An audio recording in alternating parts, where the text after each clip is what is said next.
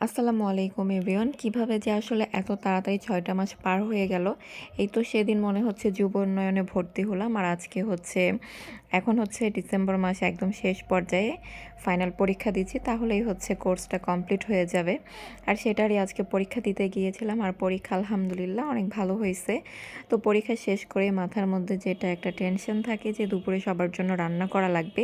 কারণ হচ্ছে আমি সকালে পরীক্ষা দিতে গিয়েছি, রান্না করে যেতে পারি নাই। তো বাসায় এসে কিন্তু দেখি যে মা অনেক কিছুই অলরেডি করে ফেলেছে বা রেডি করে রেখেছে।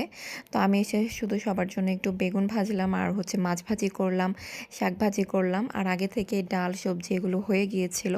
আমি একটা জিনিস খেয়াল করলাম, সেটা হইতেছে যে তাড়াহুড়া করে যে রান্নাগুলো করি সেগুলো কেন জানি আনফরচুনেটলি অনেক বেশি মজা হয়ে যায়, অনেক বেশি ভাল লাগে খেতে। আর এরকম মচমচে মাছ ভাজি কিন্তু আর বেগুন ভাজা, ডাল, আলু ভর্তা এই খাবারগুলো আমার কাছে অনেক বেশি ভাল লাগে। আমার কাছে না, শুধু অনেকের কাছে এই খাবারগুলো খুব প্রিয় হয়ে থাকে।